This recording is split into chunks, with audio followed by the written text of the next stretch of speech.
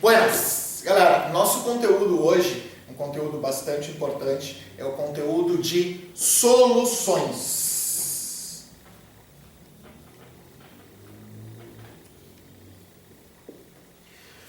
Nós já havíamos mais ou menos começado a estudar soluções ano passado, quando a gente trabalhou com a ideia dentro da matéria de misturas. Mistura homogênea e mistura heterogênea.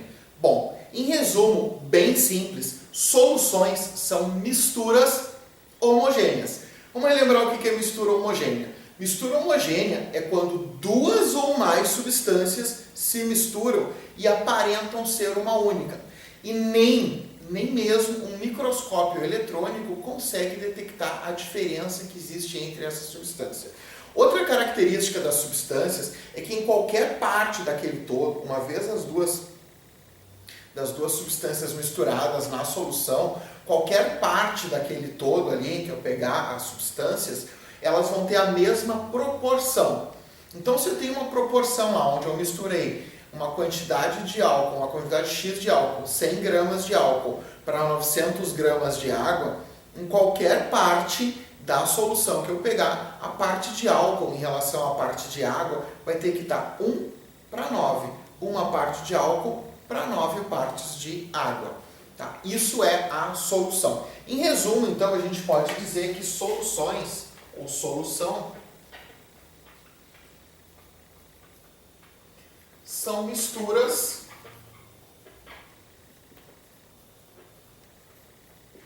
homogêneas. Misturas homogêneas, elas vão ter, então, uma única fase. O que é fase? É cada parte da mistura que eu consigo identificar.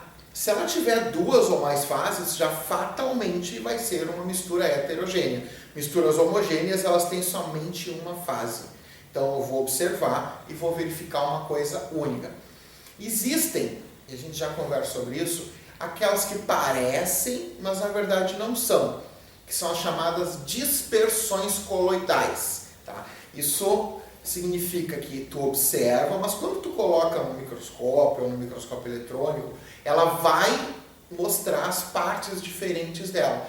Então, dispersão coloidal é uma falsa solução. Ela aparenta ser uma solução, mas ela não é. Até observando a olho nu, muitas vezes, em termos de primeiro ano, a gente até coloca que misturas homogêneas, elas aparentam. Não, na verdade, elas vão mais além. Elas aparentam, inclusive, em microscópios eletrônicos. Então, dispersão coloidal não são misturas homogêneas. Elas estão mais para misturas heterogêneas. As misturas homogêneas, ou soluções, né, elas podem ser tanto sólidas, líquidas ou gasosas. Sólida, nós temos, por exemplo, ligas metálicas, como, por exemplo, bronze, que é uma liga entre cobre e estanho. Latão é uma liga entre cobre e zinco. Claro que tem outros metais, mas a proporção principal do latão é cobre e zinco, do bronze, cobre e estanho. O ouro, por exemplo, né, se não for um ouro puro, for um ouro 75%, que é o ouro 18 quilates, ele vai ser 75% em massa de ouro e 25% de outro metal, que pode às vezes ser prata, pode ser algum outro metal. Inclusive, é uma questão, a impureza que existe no ouro, que se tu faz uma análise química dele, tu pode identificar que existem traços, de repente, de estanho, existem traços de cobre, e aí existe uma quantidade desses traços. Tu pode identificar a região que veio aquele ouro. Foi um ouro extraído do norte do Brasil. Esse ouro ele tem uma quantidade de traços, uma quantidade, ouro puro, de traços de estanho. O ouro extraído mais na região centro-oeste, ele é mais rico em prata. O ouro extraído, então, inclusive para identificar essas impurezas, microimpurezas praticamente. Mas aí é um caso mais para química analítica. Nós temos soluções gasosas, né? Como por exemplo o ar atmosférico é uma solução gasosa, e temos soluções líquidas, como por exemplo também a água do mar. Então as soluções, só para relembrar, ou misturas homogêneas, podem ser sólidas, líquidas e gasosas.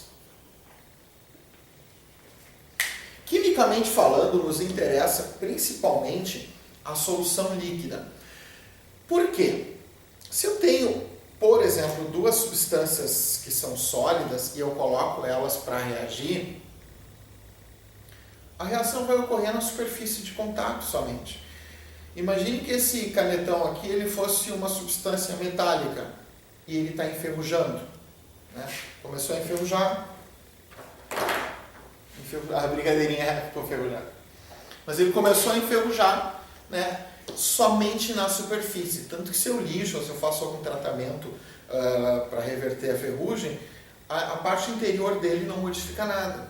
Então, mesmo que tu colocasse dois objetos sólidos para reagir, a reação ocorreria somente na superfície. A química praticamente não vai utilizar esse meio sólido para a reação. Né? Eu não me recordo nada específico em torno disso. Os gases têm um problema, como a gente viu nos últimos vídeos, né, das questões dos gases, que eu tenho que regular a pressão, de repente eu vou ter que colocar em um ambiente confinado, onde eu posso aumentar a pressão para ele realmente os gases interagirem, ele pode vir a escapar se o ambiente não estiver bem confinado. Então as variáveis de estado podem influenciar inclusive da reação ocorrer ou não ocorrer, é mais complicado, embora ocorra, né, reações gasosas, né, mas praticamente mais de 90% das reações químicas vão ocorrer em soluções líquidas. Por quê? Porque tu controla muito bem. Tu tem uma determinada solução, que tu tem uma determinada quantidade, outra determinada solução, que existe uma outra determinada quantidade ali, e tu mistura as duas. E quando tu mistura, como são soluções, as substâncias que vão reagir, elas interagem por inteiro, porque são líquidos se misturando. Né? Então, dentro da química, as soluções são muito importantes exatamente por causa disso. Não só na química, claro, extrapolando, por exemplo, dentro da farmácia, dentro da medicina, dentro do transporte, gente, a gasolina comum é uma solução líquida, que hoje em dia, pela legislação, se não mudou ainda, são 26% de álcool na gasolina. Então, existe uma quantidade de 26% do álcool presente na gasolina. Então, quando tu abastece uma determinada quantidade de gasolina, 26%, mais de um quarto, praticamente um quarto, né, dessa gasolina é álcool, na verdade, que tu está abastecendo. Bom, mas o que nos interessa agora nessa introdução das soluções? A gente tem que saber que uma solução sempre vai ser formada por duas partes, no mínimo.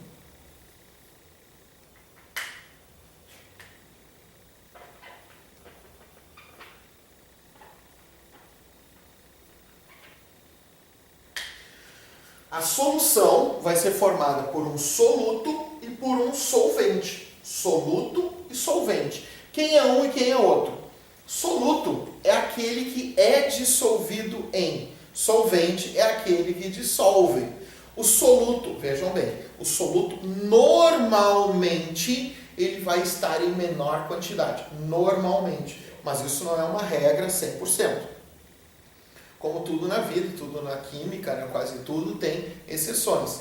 Mas então eu tenho que determinar e tenho que diferenciar o que é solução, o que é soluto e o que é solvente.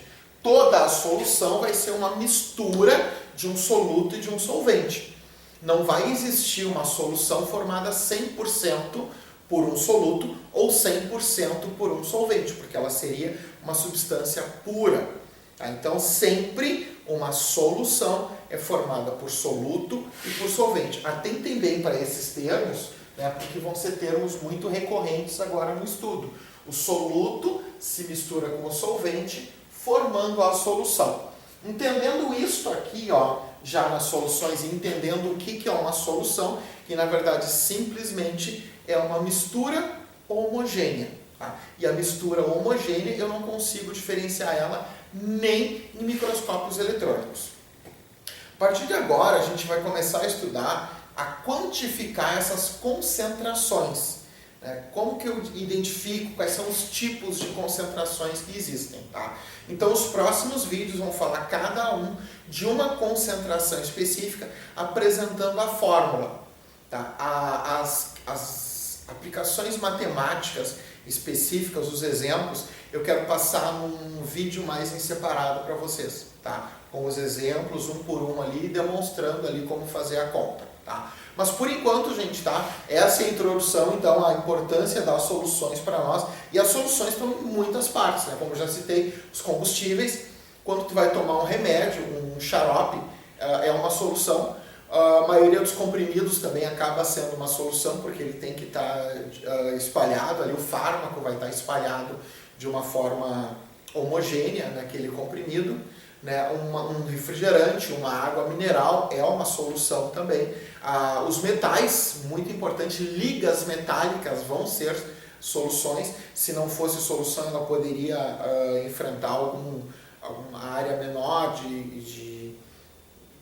diminuindo a resistência do material, tanto que aviões, por exemplo, e estruturas metálicas, eles passam por raio-x, não para determinar necessariamente se não se a solução não é completa, mas para ver se não tem bolhas formadas ali no meio, para ocorrer uma quebra, um rompimento, que se rasgue ali aquele objeto, né? Então as soluções elas estão presentes, sólidas, líquidas e gasosas, muito mais do que a gente imagina no nosso cotidiano, tá, gente? Lembrando, então, solução formada por soluto e por solvente, vídeo de introdução, então, fui!